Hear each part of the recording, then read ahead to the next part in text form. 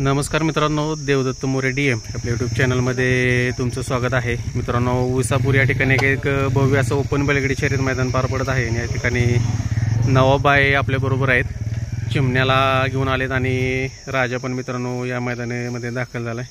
नमस्कार. कसं नियोजन केलं होतं आजचं? काय नियोजन चांगलंच करेल. बरं, कोणाबरोबर पळणार आहे चिमण्याच? घरचीच गाडी, शंभू आणि चिमण्याच घरची गाडी बनणार. राजाचं नियोजन कसं आहे आजचं? राजाचं पण चांगलं नियोजन आहे. हां, राजाला बी टॉपचा बैल आहे ना. काय सांगाल नवाबाई, आता चिमण्याची विक्री तुम्ही केलेली आहे. हो हो. काय सांगाल त्याबद्दल? काय विक्री म्हणजे घरातल्या घरातच करेल. हां, दुसरीकडे नाही जाईल बाई, बरोबर. घरातच. हां, म्हणजे अजून पण आहे, तुमच्याकडेच आहे, तुम्हीच सांभाळ वगैरे अजून पण त्याचा करताय. राहणार ते काय. बर, चिमण्या पळतात त्यावर आपल्या दावणीला राहणार. बर. आता आपलं परवातीचं एक कोरेगावचं हिंद केसरीचं मैदान झालं. त्या ठिकाणी सुट्टीला थोडासा प्रॉब्लेम झाला. आता गडबडती माणसाकूनच चूक झाली. आता त्याला चांगल्या पद्धतीने सुधार करायचा आहे त्याच्यात. बघू आता नशीब आहे. म्हणजे आपल्याला चुकीतून कुठेतरी शिकाय मिळत असते. हो, शिकायला चांगलंच भेटलं तिथं. साध्या पाण्यावर गेलो, तेवढे साधे लोक बी नाही तसे. बर. जवळपास किती चिमण्याचे सलग एक नंबर झाले हो? एक नंबर म्हणजे 13 मैदान झाले चिमण्याचे. 13 मैदान झाले ना. 13 मैदानामध्ये एक नंबर केला. 3 मैदान 2 नंबर झाले. 3 मैदानामध्ये 2 नंबर म्हणजे जवळपास 15 गुलाल झाले. म्हणजे जवळपास जबरदस्त टॉपमध्ये पळतोय मित्रांनो. आणि नवाबाई इकडं या भागात आल्यापासून काय बदल झाला हो? काय सांगाल? बदल म्हणजे इकडं लय मोठा बदल आहे. हां, सगळ्या पाट्याचा त्यांचं नियोजन ते लय भारी. इकडं लोक पण चांगले. बर. कोणत्याच गोष्टीची आम्हाला तकलीफ झाली नाही. बरोबर. हां, इकडं वातावरण बी ते बी लय एक नंबर आहे. हां, बैलाचं नाव पण लय मोठं होतं इकडं. बरोबर. चिमण्याचा थोडक्यात खुराक वगैरे कशा पद्धतीचा असतो? खुराक म्हणजे काय असं साधंच खुराक आहे. त्याला जे आपल्या सगळ्या बैलाला देतो ते खुराक आहे. त्याला काही असं जगबागीचं नाही. खुराक एवढं काही त्याला दुसरं नाही. बर. हो, ते दुसरं काही त्याला असं जगाच्या बाहेर खुराक नाही. साधंच सगळं. त्याला गावाचं पीठ आहे, उडदाची डाळ आहे, थोडे काही बदाम देतो त्याला, दूध आहे 2-2 अडीच. त्याच्यावर काही दुसरं खाणं नाही त्याला. दुसरा अजून कुठला नंदी आपल्या दावणीला आहे? दुसरे म्हणजे सम्राट आहे, राजा आहे. चिमण्या जर आहे, एक मोठा बैल आहे आपला बाजी म्हणून, तो पण आहे दावणीला. जुना बैल आहे आमचा. त्याच ग्रुपच्या नावाने गाडी पळते. बरं. तिने पण एवढे टॉपचे नंदी आज तुमच्या दावणीला पळतात. म्हणजे ज्या ठिकाणी काय बऱ्याच जणांचा एक नंदी टॉपमध्ये पळते, त्या ठिकाणी तुमचे 3-3 नंदी पळतात. काय सांगाल त्याविषयी? नशीब आहे. हां, आहे ना. आता त्याचबरोबर आता कोरेगाव मैदानामध्ये राहुलभाई वगैरे भेटले होते. काय सांगाल? आता समजा सगळे लोक भेटते बा, काही म्हणणं आहे आम्हाला पायऱ्याला. देऊ सगळ्यांना दमादमान बैल आपण. ज्याचा टापला बैल पावतो त्याला आपण 100% बैल देणार.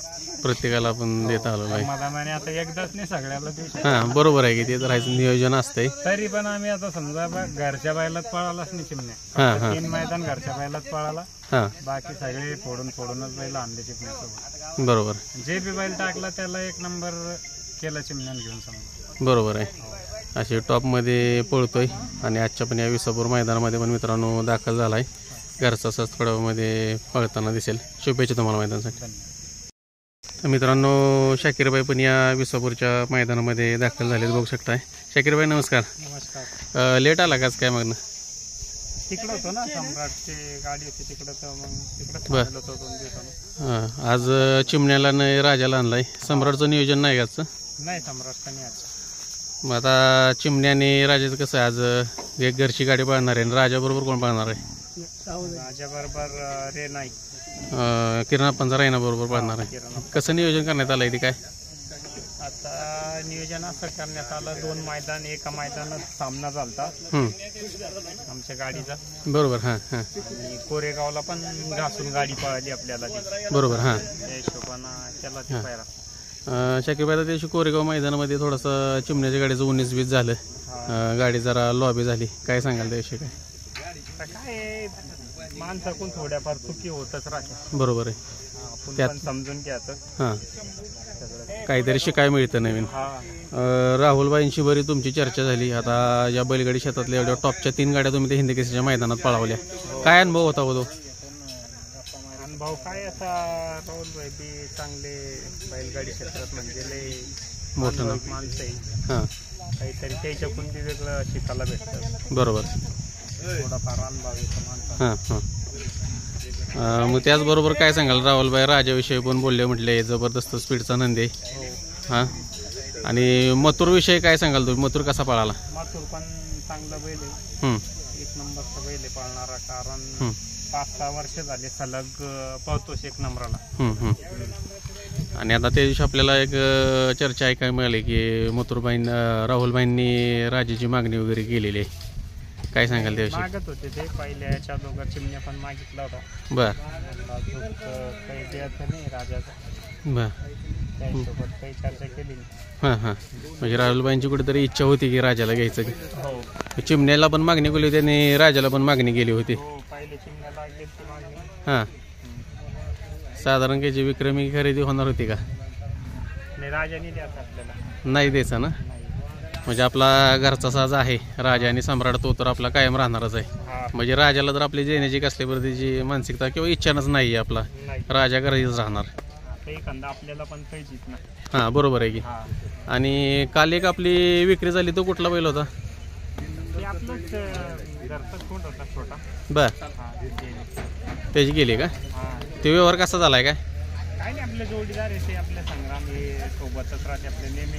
बरं बरं. हां, हा.